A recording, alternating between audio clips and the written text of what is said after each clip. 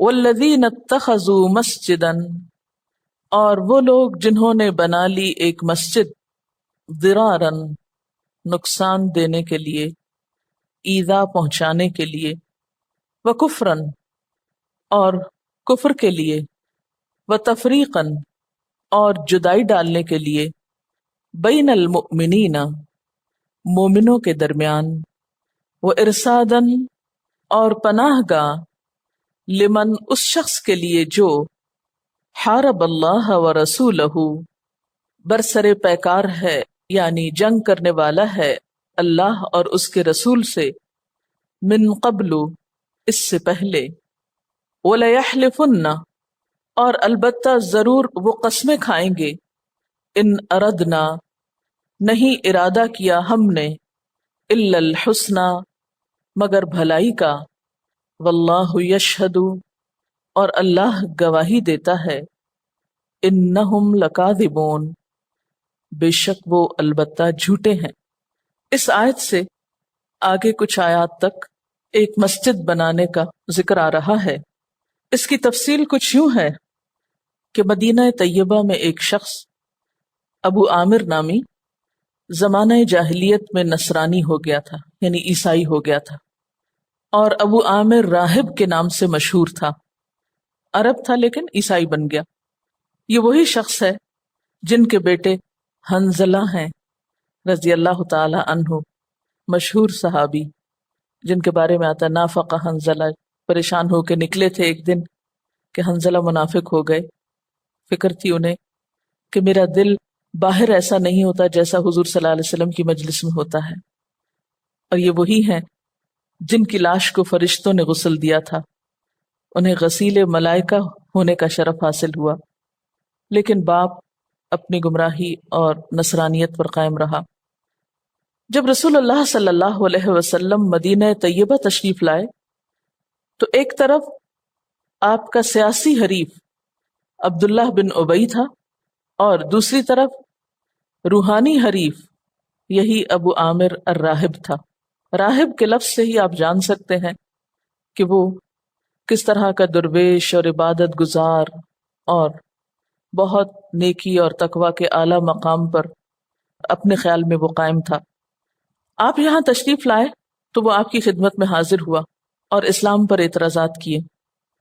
رسول اللہ صلی اللہ علیہ وسلم کے جواب پر بھی اس کا اطمینان نہ ہوا، بلکہ یہ کہا کہ ہم دونوں میں جو جھوٹا ہو وہ مردود اور احباب و اقارب سے دور ہو کر مسافرت میں مرے، اور کہا کہ آپ کے مقابلے میں جو بھی دشمن آئے گا میں اس کی مدد کروں گا۔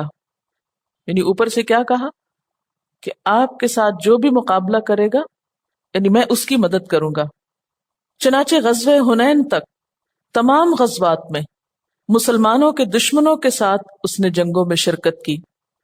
جب حوازن کا بڑا اور قوی قبیلہ شکست کھا گیا تو یہ مایوس ہو کر ملک شام بھاگ گیا، کیونکہ یہ ملک نصرانیوں کا تھا، یعنی عیسائیوں کا تھا۔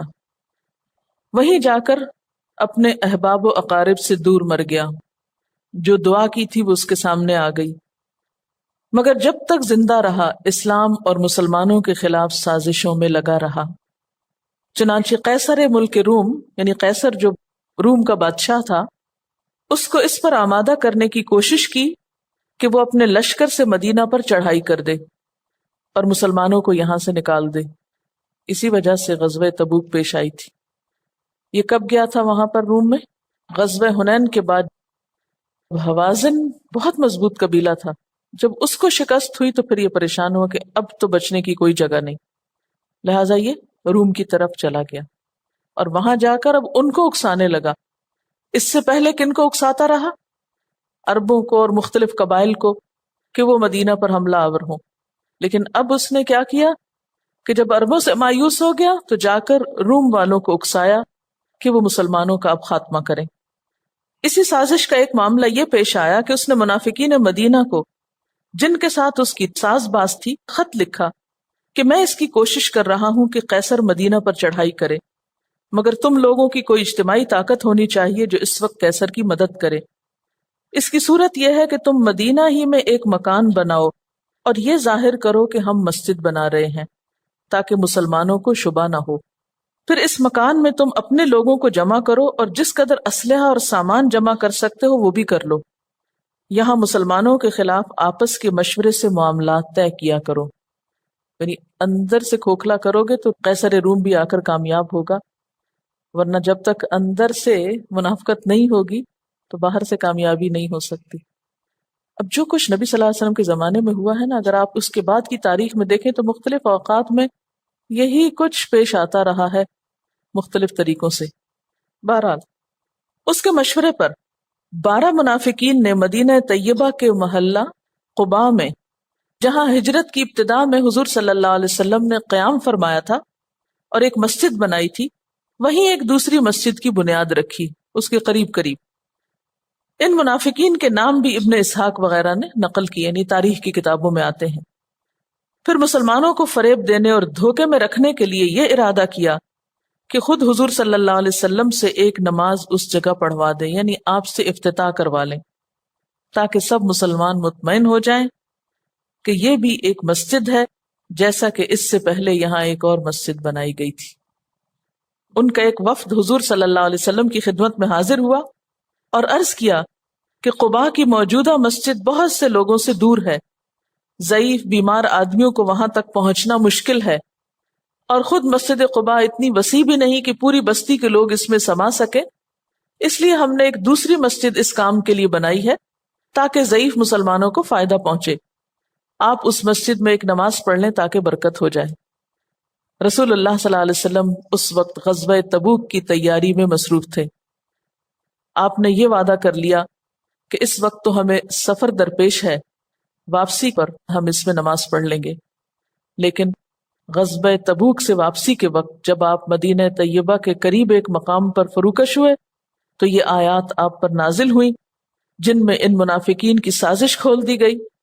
آیات کے نازل ہونے پر رسول اللہ صلی اللہ علیہ وسلم نے اپنے چند صحابہ جس میں عامر بن سکن اور وحشی قاتل حمزہ وغیرہ شریک تھے، وہ اس وقت مسلمان ہو چکے تھے، ان کو حکم دیا کہ ابھی جا کر اس مسجد کو ڈھا دو، اس میں آگ لگا دو. یہ سب حضرات اسی وقت گئے اور حکم کی تعمیل کر کے اس عمارت کو ڈھا کر زمین برابر کر دی گئی. اور کہا جاتا ہے کہ اس زمین پر اس کے بعد نہ کبھی کچھ اگا، مرغی تک وہاں انڈا نہیں دیتی تھی، اور آج تک وہ زمین ویران اور اجاڑ ہے، وہاں کوئی تعمیر نہیں ہوئی. اب یہاں اس پس منظر کو سامنے رکھ کر ان آیات کو سمجھیے. کچھ سمجھ میں آیا کیا قصہ ہوا تھا؟ کون کلپریٹ تھا اصل میں؟ ابو عامر الراہب. کون تھا اصل میں؟ یہ عرب تھا، مدینہ کا رہنے والا تھا، لیکن نصرانی ہو گیا تھا. کیا یہ کوئی عام معمولی شخص تھا؟ کیسا تھا؟ راہب تھا. اور آپ کو معلوم ہے کہ راہب کیسے ہوتے ہیں؟ یعنی بہت دینداری کا لبادہ اوڑھا ہوا تھا، روحانی رہنما تھا، لوگوں میں اس کا بڑا ایک مقام تھا. لیکن اس کے باوجود اس کا طرز عمل کیا تھا کہ حضور صلی اللہ علیہ وسلم جب مدینہ آئے تو آپ کی خدمت میں حاضر ہوا اور کچھ سوال کیے، جواب بھی ملے، لیکن پھر بھی مطمئن نہیں ہوا. تو اس لیے ضروری نہیں ہوتا کہ ہر اعتراض کرنے والے کو آپ مطمئن بھی کر سکیں. جس نے نہیں ماننا اس نے نہیں ماننا. حق تو روز روشن کی طرح واضح ہوا کرتا ہے، اس میں تو کوئی غموض نہیں ہوتا، اور سلیم الفطرت لوگ اس کو پہچان بھی لیتے ہیں کہ سچائی کیا ہے. یعنی اللہ نے انسان کو عقل دی ہے، جو سمجھنا چاہتے ہیں ان کو سمجھ آ جاتی ہے بات، لیکن جو نہ سمجھنا چاہے اس کو بہت سے دلائل بھی نہیں سمجھا سکتے. اور اس وقت چیلنج کر دیا کہ جی ہم تو آپ کے دشمنوں کا ساتھ دیں گے. غزوہ احزاب تو ابھی نہیں پڑھا نا ہم نے، وہاں بھی آپ اس کا ذکر پھر پڑھیں گے کہ یہ جتنے قبیلے جمع ہو کے اکٹھے ہو کر آئے تھے اس میں بھی اس کا بڑا ہاتھ تھا. اچھا، اس کی بات سب مانتے کیوں تھے؟ کیا وجہ تھی؟ راہب تھا، اپنی دینداری کے پردے میں لوگوں کو مائل کر لیتا تھا، لوگ اس کے پھندے میں آ جاتے تھے، اس کی باتوں میں آ جاتے تھے. یہ اتنا نیک شخص، اور یہ اگر حضور صلی اللہ علیہ وسلم کی مخالفت کر رہا ہے تو کوئی وجہ ہوگی. خیر، اب ہم آیات کو پھر سے دیکھتے ہیں. والذین، اور وہ لوگ، وہ 12 منافق، اتخذو، جنہوں نے بنائی، مسجدن، ایک مسجد، کیسی؟ درارن، نقصان دینے والی. درار کا لفظ ضاد رے سے ہے. ضرر اردو میں بھی استعمال ہوتا ہے ضرر اور ضرار دونوں ہی نقصان پہنچانے کے معنوں میں استعمال ہوتے ہیں. ضرر کا کیا معنی ہے؟ نقصان دینا. اور ضرار کا معنی بھی یہی ہوتا ہے. لیکن بعض نے تھوڑا سا اس میں فرق بھی بتایا ہے. ضرر اس نقصان کو کہا جاتا ہے جس میں اس کے کرنے والے کا اپنا تو فائدہ ہو، دوسروں کو نقصان پہنچے. اور ضرار دوسروں کو وہ نقصان پہنچانا ہے جس میں اس پہنچانے والے کا اپنا بھی کوئی فائدہ نہیں. چونکہ اس مسجد کا انجام یہی ہونے والا تھا کہ بنانے والوں کو اس سے کوئی فائدہ نہ پہنچے، اس لیے یہاں پر ضرر کی بجائے ضرار کہا گیا ہے. تو والذین اتخذوا مسجدا ضرارا، وہ لوگ جنہوں نے بنائی ایک مسجد ضرار کے لیے، نقصان دینے کے لیے، ستانے کے لیے، اذیت پہنچانے کے لیے، وکفرن اور کفر کے لیے. سوال یہ پیدا ہوتا ہے کہ یہ مسجد ضرار کیوں تھی؟ اس کا نقصان کیا تھا؟ جیسا کہ آپ جانتے ہیں کہ یہ مسجد عبادت کی غرض سے نہیں بنائی گئی تھی. اسلام کے خلاف ایک چھپی محاذ آرائی کے لیے بنائی گئی تھی، سازشیں کرنے کے لیے اور سازشوں کے لیے ایک مقام مہیا کرنے کے لیے بنائی گئی تھی. وکفرن اور کفر کے لیے. کفر کے لیے کیسے؟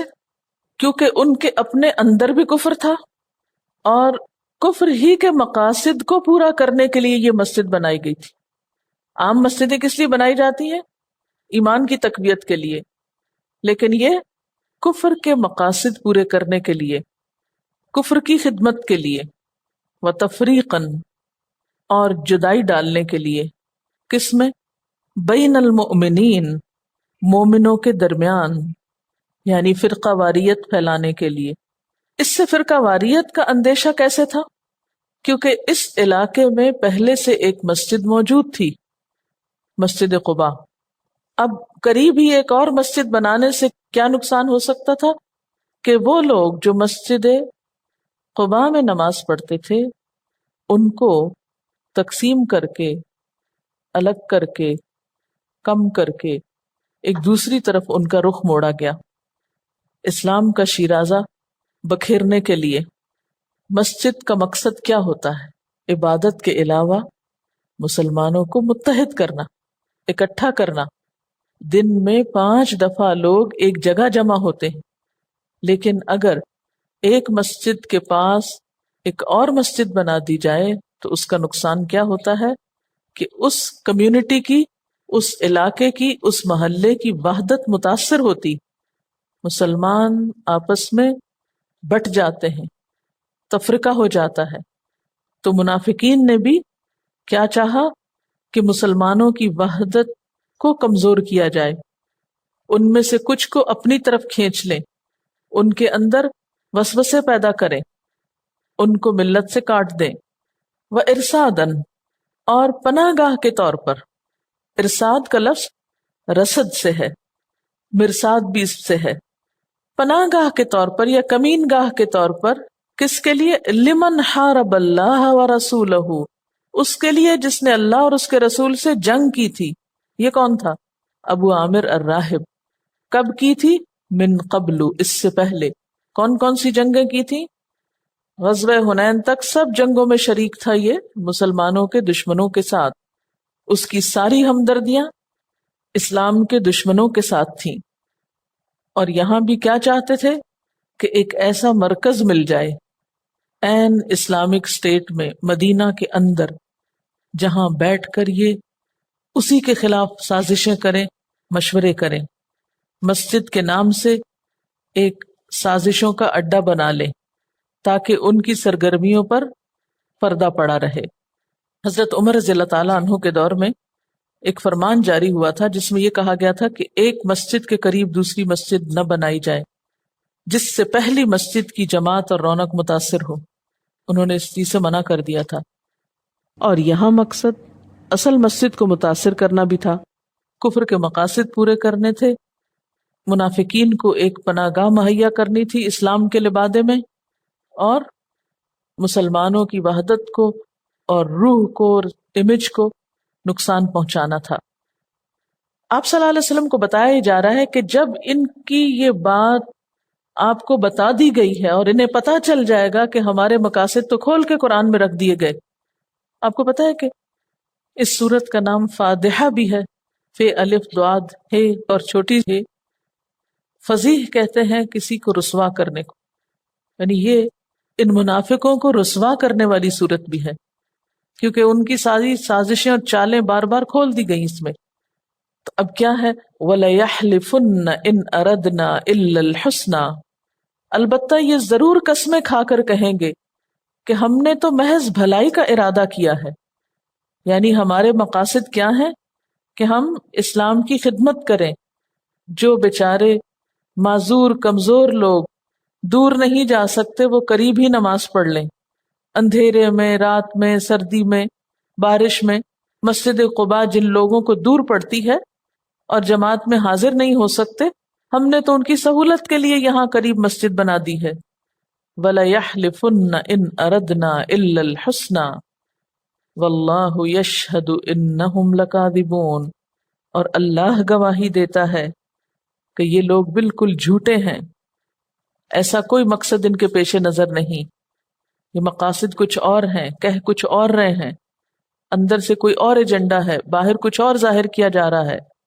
یہاں سے ہمیں ایک معیار بھی پتہ چل رہا ہے کہ آج کے دور میں بھی اگر کوئی شخص اسلام کا لبادہ اوڑھ کر اسلام کو نقصان دے رہا ہے تو اس کی پہچان کہاں سے ہوگی، کیسے ہوگی؟